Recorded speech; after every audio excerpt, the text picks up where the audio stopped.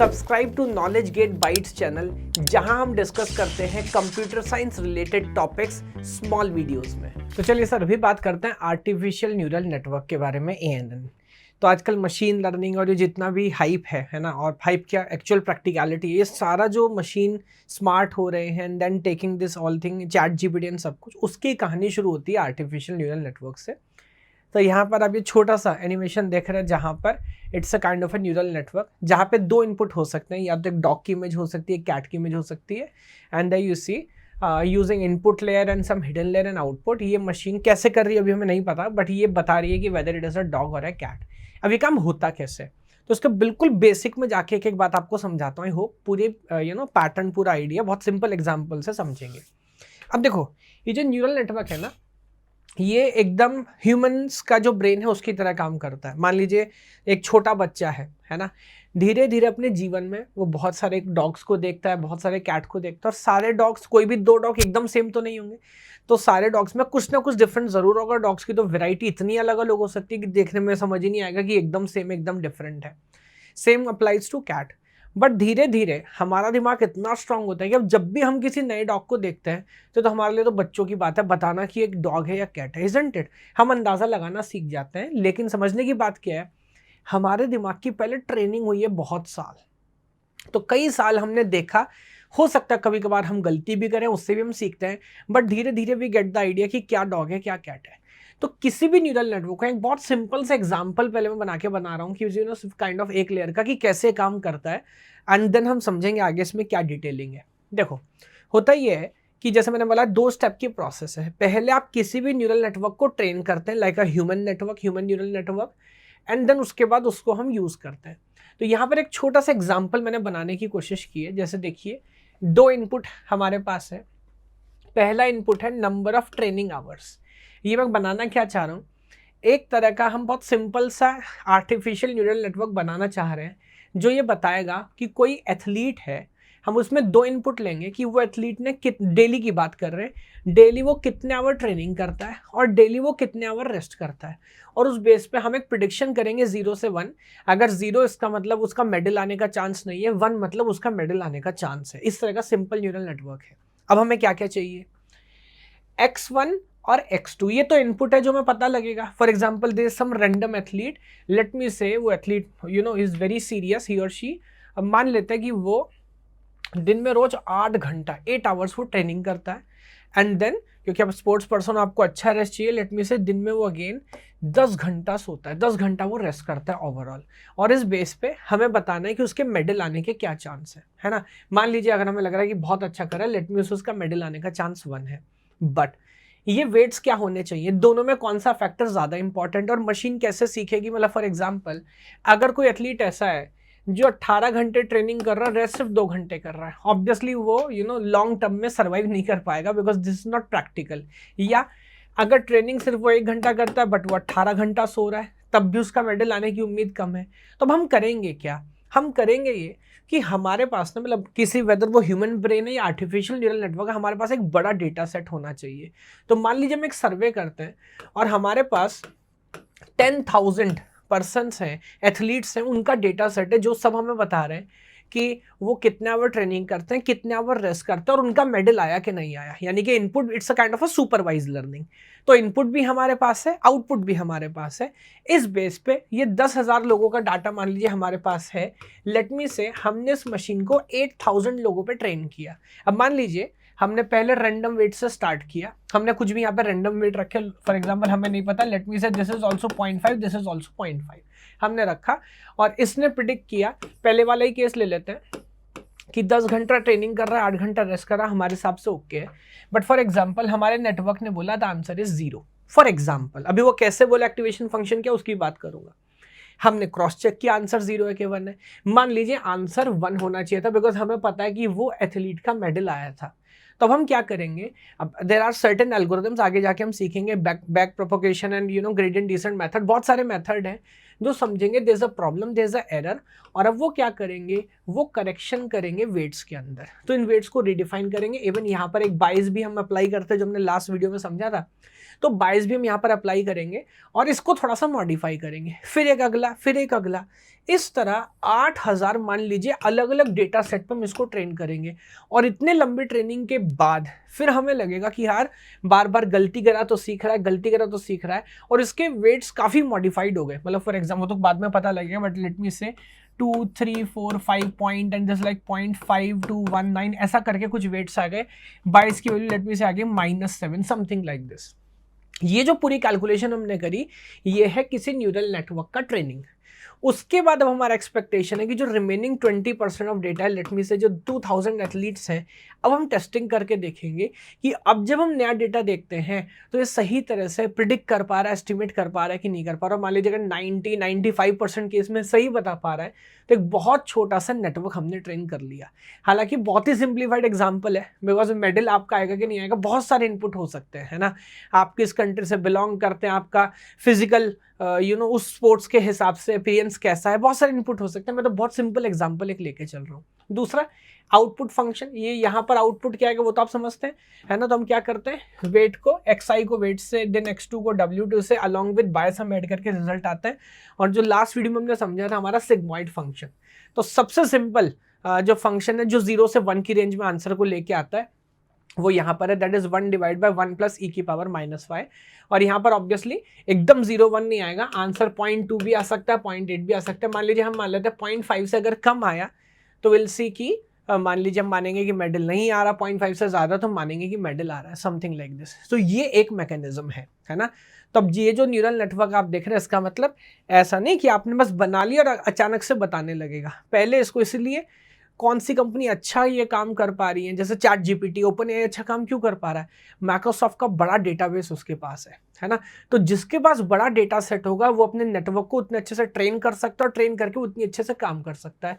तो हम इस नेटवर्क को पहले ट्रेन करेंगे, इसको मान लीजिए कई लाख अलग अलग डॉग्स की इमेजेस दिखाएंगे, अलग अलग कैट्स की इमेजेस दिखाएंगे, फिर उसको ट्रेन करेंगे। बेस्ड ऑन दैट ये कई बार गलतियां करेगा, ये जो वेट्स हैं हर लेवल पे हम इन वेट्स को रिकरेक्ट करेंगे, एरर आएगा बैक प्रोपोगेट करेंगे। देयर आर डिफरेंट एल्गोरिथम्स की कैसे हम एरर कैलकुलेट कर सकते हैं। फिर रिडिफाइन करते करते एक दिन ये स्टेज आएगा कि काफ़ी हद तक 90-95%, 99%, इवन क्लोज टू 100% ये सही तरह से एस्टिमेट करने लगेगा। This is the idea. तो I will go one by one now. An artificial neural network is a computing system designed to simulate the way human brain analyze and process information। पूरा idea एक बात simple है कि approach हम यही लेके चल रहे हैं, यार इंसान का दिमाग कैसे काम कर रहा है हम वैसे ही सोचते हैं। तो हमारा दिमाग भी पहले चीज़ों को सीखता है, सीखने के बाद फिर अंदाज़ा लगाने लगता है, गलती करते हैं तो उस गलती से अपने आप को करेक्ट करते हैं, फिर से नया अंदाज़ा लगाते हैं। ऐसे ही मशीन काम करती है, सेल्फ इंप्रूविंग नेटवर्क है। So it is a data processing system consist of large number of interconnected processing elements called artificial neurons or nodes। हर एक न्यूरॉन या हर एक नोड कैसे काम करता है ये भी थोड़ी देर पहले हमने ऑब्जर्व कर लिया है ना, क्या इनपुट्स हैं, क्या बायस है, क्या एक्टिवेशन फंक्शन है। And these neurons are connected through connection link। and artificial neural network have self learning capabilities। Self learning क्यों बोल रहे हैं, बिकॉज एक तरह का सुपरवाइज लर्निंग है, इनपुट भी हमारे पास है, आउटपुट भी हमारे पास है, तो हम एरर कैलकुलेट करते हैं और फिर आगे उस पर काम करते हैं। Allowing them to improve as more data become available। जो मैं आपसे बोल रहा था, जितना ज़्यादा डेटा सेट आपके पास होगा, आप 2-3-4 इमेजेस पे से ट्रेन नहीं कर सकते नेटवर्क को, तो जितना बड़ा डेटा सेट आपके पास होगा उतने अच्छे से आपका जो ANN है वो प्रिडिक्ट कर पाएगा, एस्टिमेट कर पाएगा। This is an idea. तो अगर आर्किटेक्चर की बात करें तो 2-3 बातें समझते हैं। जो फर्स्ट लेयर है ना, जहाँ से हम इनपुट लेते हैं, that is obviously known as input layer, जो कि आउटसाइड वर्ल्ड को विजिबल है, और यहाँ पे आप x1 x2 x3 इस तरह से आप इनपुट प्रोवाइड करते हैं। जो लास्ट लेयर है that is the output layer. अब वो आउटसाइड वर्ड को अगेन अवेलेबल है जहाँ से आप आउटपुट देते हैं। जैसे ये जो लास्ट वाला एग्जांपल था, काइंड ऑफ क्लासिफिकेशन का एग्जांपल था कि कैट है, डॉग है, या आप ऐसे समझ सकते हैं, सपोज करो इट्स अ हैंड रिटन, हम इनपुट दे रहे हैं ABCD और वो बाद में बता रहा है ये नंबर है, 0 से लेकर 9 तक हम एक नंबर लिखते हैं, वो बाद में बताता है नंबर आपने 0 लिखा, 1 लिखा, अप टिल 9, है ना। तो जो आउटपुट 1 हो गया समझ लो वही नंबर हमारा था जो आउटपुट है। बीच में हमारे होते हैं हिडन लेयर्स। अब हिडन लेयर का क्या मतलब है, आउटसाइड वर्ड कोई विजिबल नहीं है, लेकिन जैसे जैसे आर्टिफिशियल न्यूरल नेटवर्क ना कोई कॉम्प्लेक्स प्रॉब्लम सॉल्व करता है, we have to have large number of hidden layers. Even इसके अंदर नंबर ऑफ न्यूरॉन्स या नोड्स हर लेवल पर ज़्यादा होंगे। जैसे मान लीजिए अगर हम 0 से ले 9 तक के डिटेक्शन की बात करते हैं नंबर्स को, ये काइंड ऑफ सिंपल है, सिंगल हिडन लेयर से भी आपका काम चल सकता है। बट आपको कोई हिंदी इंग्लिश का कोई कॉम्प्लेक्स हैंड राइटिंग डिटेक्शन करना है या फेस रिकॉग्निशन करना है, डॉग का एग्जाम्पल ले लेते हैं, तो थोड़े थोड़े क्या करते हैं ना, हर लेयर का काइंड ऑफ ड्यूटी होता है। एक और बात, अभी मैं हो सकता है अजीब अजीब बातें बोल रहा हूँ, but when we connect them together it makes sense. हमें रियलिटी में पता नहीं होता कि कौन सा लेयर कौन सा काम कर रहा है, धीरे धीरे वी ट्राई टू अंडरस्टैंड। तो चाहे चैट जीपीटी भी है ना, या कोई भी जो ऐसा मशीन है, सॉफ्टवेयर है जो मशीन लर्निंग पे काम करता है, एग्जैक्टली वो कैसे करते हैं वी डोंट। इवन हम किसी डॉग को, आपने किसी एनिमल को देखा, आप कह रहे डॉग है, मैं आपसे पूछूं कैसे पहचाना, आपने आप बता सकते हो कैसे पहचाना, बस पहचान लिया। हालांकि हमारे दिमाग में कुछ न्यूरॉन्स हैं जो शायद किसी डॉग के ईयर्स कैसे होते हैं, उसकी आईज कैसी होती है, उसकी नोज कैसी होती है, वो धीरे धीरे ट्रेन हो चुका है, बट आपको पता नहीं है कि वो हो चुका है। तो यहाँ पर हो सकता है एक हिडन लेयर, पहली लेयर बस इस बात पे आइडेंटिफिकेशन करती हूँ यार किसी डॉग की आईज कैसी हो सकती है, दूसरा हो सकता है इस बात पे कॉन्सेंट्रेट करता हूँ कि उसके ईयर्स कैसे हो सकते हैं, like this, and then somehow because of long learning ये फिगर आउट करता है, ये आपको आंसर तक पहुंचाता है। So let me go. Located between the input and the output layers, comprise hidden layer nodes and neurons not directly visible to the external system, वो हम जानते हैं, this is internal to there. Hidden layers are available to the intermediate computation and features extraction, वही जो मैं बोल रहा हूँ, intermediate computation और in between जो features हैं, जो छोटे छोटे पॉइंट पर हम ध्यान दे रहे हैं, ये न्यूरॉन्स उन पर कॉन्सेंट्रेट करते हैं। There can be 0 or more hidden layers depending on the complexity of the problem. तो जैसे जैसे प्रॉब्लम कॉम्प्लेक्स होती जाएगी, ये जो न्यूरॉन्स हैं आपके, जो लेयर्स हैं, न्यूरॉन्स भी और लेयर्स भी, ये बढ़ते जाएंगे और कॉम्प्लेक्स होते जाएंगे। One hidden layer is sufficient for many problems, but deeper network with more hidden layers can model more complex patterns. हम मान लीजिए एक आइडिया तो फेस रिकॉग्निशन का है, बस आपको ह्यूमन फेस रिकॉग्नाइज करना है, बट अभी आप गूगल फोटोज पे जाते हो, वो सिर्फ ह्यूमन फेस आइडेंटिफाई नहीं कर रहा, वो स्पेसिफिक पर्सन को टैग भी कर रहा है। वो ये भी समझ रहा है कि अगर ये बच्चा 4 साल का था, 10 साल का, बीच के सारे फोटोज के पास है, कैसे कैसे समय के साथ इसका फेस चेंज हो रहा है। तो अगर आप इतना कॉम्प्लेक्स पैटर्न बना रहे हैं कि 700 करोड़ लोग दुनिया में, और आप किसी इंडिविजुअल आदमी का फेस रिकॉग्नाइज कर सकते हैं, उसने चश्मा लगाया, बाल कटाए हैं, दाढ़ी बढ़ाई है, कम की है, then you have to have some hidden layer जिसने बहुत नेक्स्ट लेवल पे फीचर्स को एक्सट्रैक्ट किया होगा, है ना। तो एक बेसिक आइडिया है आर्किटेक्चर। तीनों चीज हमने समझ ली किस तरह से ये काम करता है। तो पहले ट्रेन करता है, फिर ये अपने आप को परफॉर्म करता है। ट्रेनिंग का एक बेसिक आइडिया मैंने आपको बताया, तो ये कोई जादू नहीं है, हमारे पास एक बड़ा डेटा सेट होगा, जैसे हम सीखते हैं ऐसी मशीन सीखता है धीरे धीरे। देयर आर सर्टेन एल्गोरिथम्स, अभी तो आइडिया है, एग्जैक्ट इंप्लीमेंटेशन कैसे करेंगे इस यूनिट में आगे में देखना है। And this is the architecture. अगर फर्दर इसमें थोड़ा सा आगे बढ़े तो बेस्ड ऑन कितने हिडन लेयर्स और क्या वर्किंग करने का मैकेनिज्म है, हम 2-3 टाइप में इसको डिफरेंशिएट कर सकते हैं, जिसपे कभी कभी डायरेक्ट एग्जाम में क्वेश्चन भी पूछा जा सकता है। जैसे सबसे सिंपल है single layer feed forward network. So what is this, जैसे आप देख सकते हैं only one computational layer that is the output layer, ये हमारी कंप्यूटेशनल लेयर है। Make it a single NN network consist of 2 layers, तो 2 लेयर होंगी। दिस इज बेसिकली एक इनपुट है एक आउटपुट, ऐसे मान लो। So this is the input layer, this is the output layer. तो कोई हिडन लेयर यहाँ पर नहीं है, जो भी आप इनपुट देखिए x1 x2 सब विजिबल है। पहले लेयर से दूसरे लेयर के हर न्यूरॉन को हम कनेक्ट करते हैं, दैट्स अ जनरल आइडिया। तो कनेक्शन का वेट चेंज हो सकता है, बट ऐसा नहीं है कि आप इसको कनेक्ट ही नहीं करेंगे। तो हर न्यूरॉन को अगले लेयर के हर न्यूरॉन से हम कनेक्ट करते हैं, and then based on that single answer हम ले सकते हो। This is one of the most simplest idea possible. एक क्या हो सकता है मल्टी लेयर, जैसा भी हम देख रहे थे, तो वहां पे इनपुट लेयर है, वहां पे आउटपुट लेयर है, बीच में there are number of hidden layer. सब कितनी लेयर होंगी, ये जैसे मैंने आपको बताया डिपेंड करता है कॉम्प्लेक्सिटी क्या है, डिपेंड करता है कितना कॉम्प्लेक्स प्रॉब्लम हमको सॉल्व करना है। हाँ, तो this is the second type, multi layer feed forward network. और एक हमारा हो सकता है recurrent network. Now what is this, these network include at least 1 feed for loop. तो एक फीडबैक लूप हमारे पास होगा, है ना, जो भी रिजल्ट है उसी को इनपुट लेंगे। Differing from the feed forward network can be use in single layer और मल्टी लेयर रिकरिंग नेटवर्क।